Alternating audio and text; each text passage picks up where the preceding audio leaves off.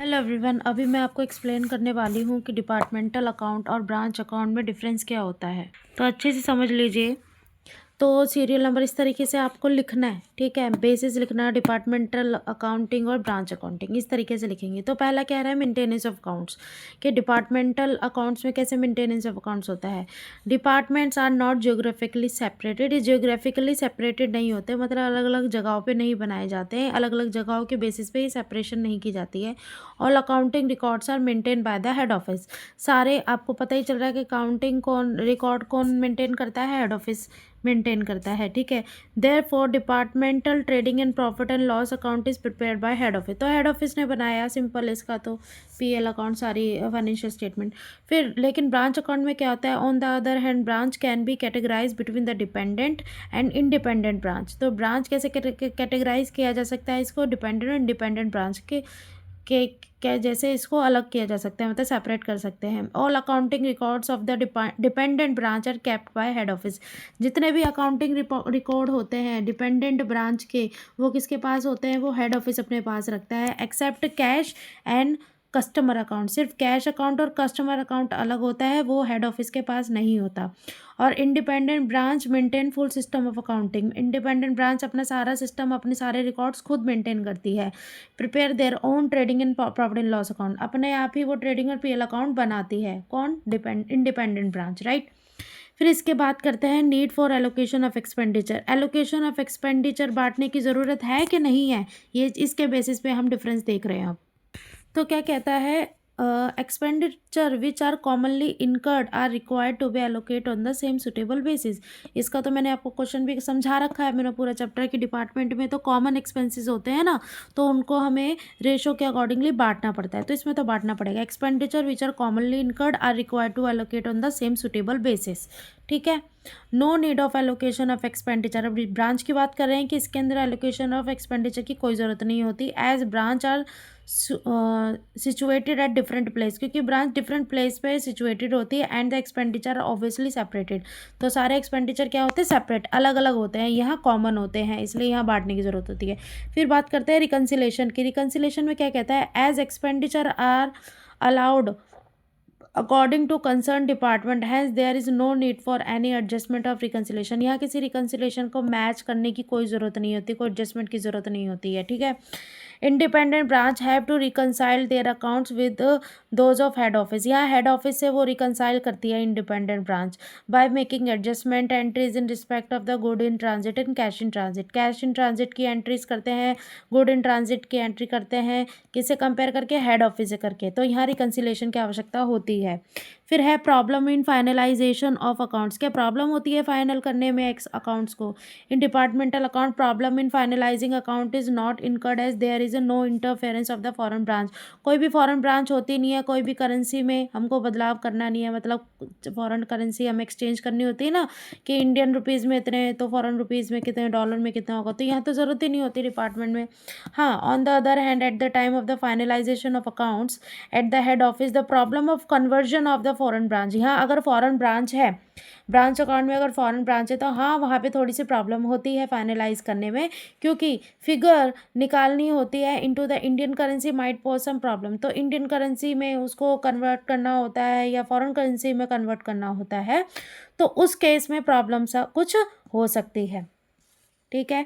तो फिफ्थ पे आते हैं मेथड ऑफ मेंटेनिंग अकाउंट। यहाँ कौन कौन से मेथड होते हैं अकाउंट मेंटेन करने के, तो डिपार्टमेंटल में कौन से अकाउंट मेथड होते हैं, यहाँ पे होते हैं दो मेथड हैं। पहला है separate set of books are kept for each department, हर डिपार्टमेंट अपनी अलग अलग बुक्स बनाएगा। दूसरा क्या है, account of all department are kept in one book only, और सारे या फिर सारे डिपार्टमेंट के जितने भी अकाउंट्स हैं वो एक बुक में रखे जाएंगे या फिर अलग अलग बुक बनाई जाएगी, राइट।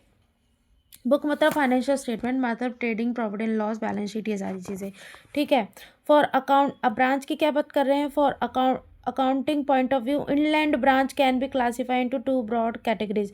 जो इनलैंड ब्रांच है, फॉरेन ब्रांच की बात नहीं कर रहे, जो इनलैंड ब्रांच है, जो अपनी कंट्री में ब्रांच है, उन ब्रांचेस को भी दो ब्रॉड कैटेगरी में बांट सकते हैं। पहला, branch not keeping full system of account, के ब्रांच अपने सारे अकाउंट्स नहीं मेंटेन कर रही है, खुद से, या फिर branch keeping all system of account, तो या फिर ब्रांच अपने सारे अकाउंट्स को खुद मेंटेन कर रही है। जो खुद मेंटेन करती है वो इंडिपेंडेंट होती है, जो अपने आप नहीं करती है वो डिपेंडेंट ब्रांच होती है। तो ये आपका डिफरेंस है डिपार्टमेंटल और ब्रांच अकाउंट के बीच में, तो ये करके जाना है। ठीक है, अभी मैं आपको नेक्स्ट बताऊंगी लीज अकाउंटिंग और फाइनेंशियल लीज में और ऑपरेटिंग लीज में डिफरेंस क्या होता है। ठीक है, अच्छा, अब हम बात करेंगे ऑपरेटिंग लीज और फाइनेंशियल लीज में डिफरेंस क्या होता है। तो देखिए, ऑपरेटिंग लीज में हम सबसे पहले किसके बेसिस पर डिफरेंस कर रहे हैं, ओनरशिप। तो ओनरशिप ऑपरेटिंग लीज में किसकी होती है, लेसर की होती है। और फाइनेंशियल लीज में क्या है, transfer option at the end of the lease period is there with the lessee. यहाँ पे ट्रांसफ़र ऑप्शन किसके पास आ जाता है, जब लीज पीरियड ख़त्म हो जाता है, लेसी के पास आ जाता है। ठीक है, फिर सेकंड है risk and reward related to asset. तो रिस्क एंड रिवॉर्ड किसके पास रहते हैं, लेसर के पास रहते हैं ऑपरेटिंग लीज के अंदर। और फाइनेंशियल लीज में किसके पास रहते हैं, विद द लेसी, लेसी के पास फाइनेंशियल जो रिवॉर्ड्स होते हैं वो लेसी के पास रहते हैं। फिर परचेज ऑप्शन, तो परचेज ऑप्शन ऑपरेटिंग लीज में does not have any option, lessee के पास कोई भी ऑप्शन नहीं होता है परचेज करने का।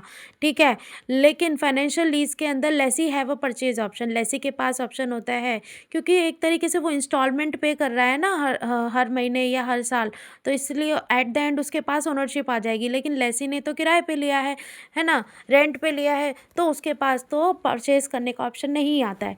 फिर है एक्सपेंस बॉन्ड, कौन एक्सपेंस को बियर करता है। देखिए, तो ऑपरेटिंग लीज में एक्सपेंस कौन बियर करता है, लेसर बॉन्ड करता है। ठीक है, लेकिन फाइनेंशियल लीज में कौन बॉन्ड करता है, कौन खर्चा उठाता है, लेसी उठाता है, क्योंकि एसेट की सारी रिस्पॉन्सिबिलिटी किसके पास होती है, लेसी के पास होती है फाइनेंशियल लीज में। और ऑपरेटिंग लीज में सारी की सारी लाइबिलिटीज़ किसके पास रहती हैं, लेसर के पास रहती हैं।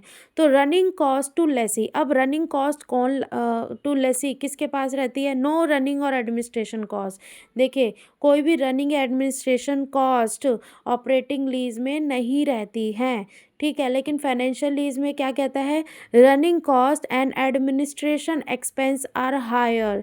इसके अंदर रनिंग कॉस्ट और एडमिनिस्ट्रेशन एक्सपेंस क्या होते हैं, बहुत ज़्यादा होते हैं फाइनेंशियल लीज में। ठीक है, लेकिन वहीं ऑपरेटिंग लीज में कोई भी रनिंग कॉस्ट या एडमिनिस्ट्रेशन कॉस्ट नहीं होती है। अब देखिए, tax benefit to lessee, tax benefit क्या लेसी को होते हैं ऑपरेटिंग लीज के अंदर, no depreciation can be claimed.